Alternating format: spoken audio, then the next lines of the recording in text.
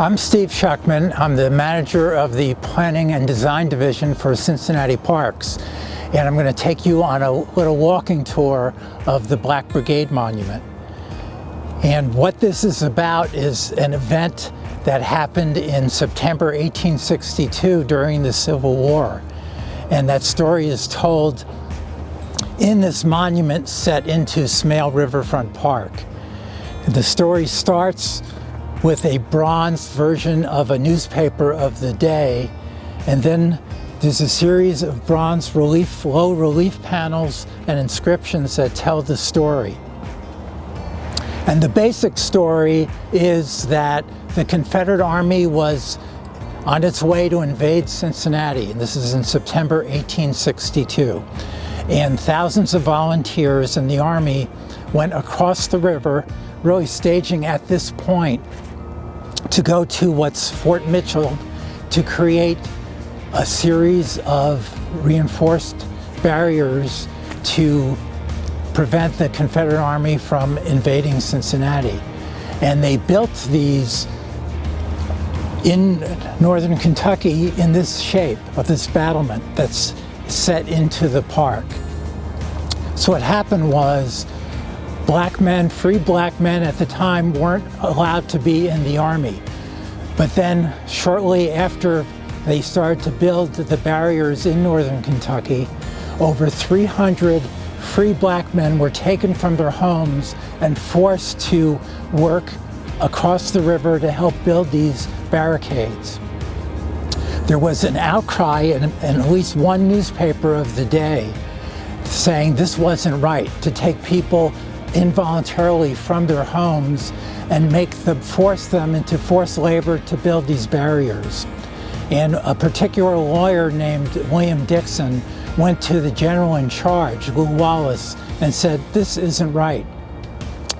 And General Wallace said, fine, we'll send them home, and if they want to volunteer, they can.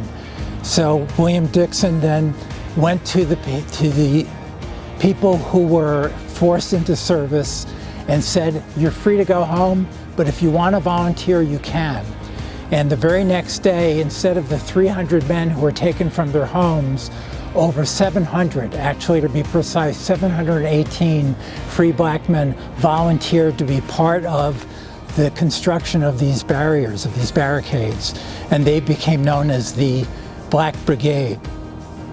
And when people walk through this monument, there's a series of bronze panels that depict the events that happened over that first week in September.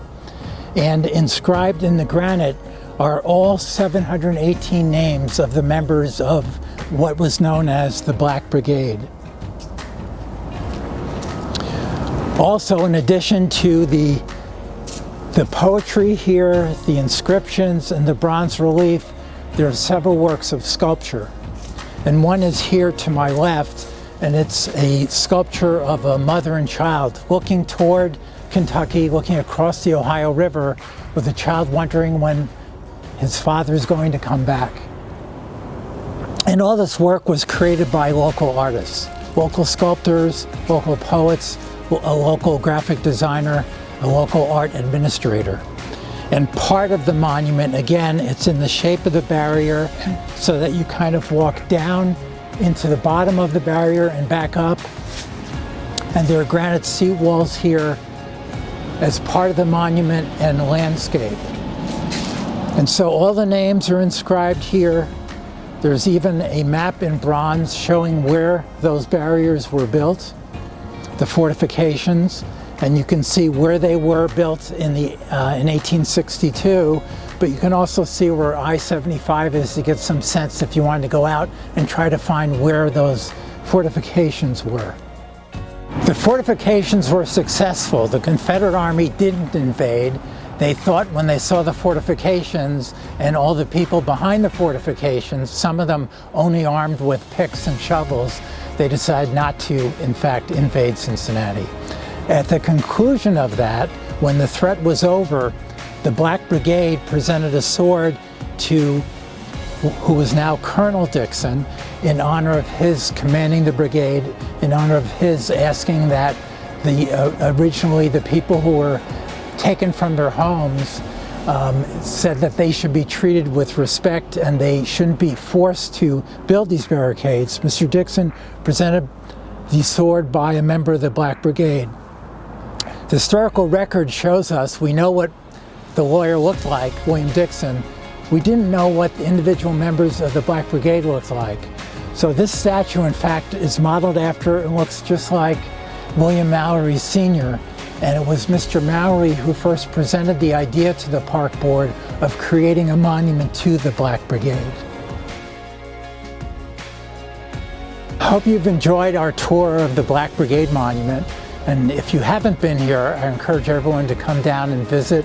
You can learn a little bit about the history of this site and the history of Cincinnati, and just enjoy this beautiful park and the views of the Ohio River. Thank you.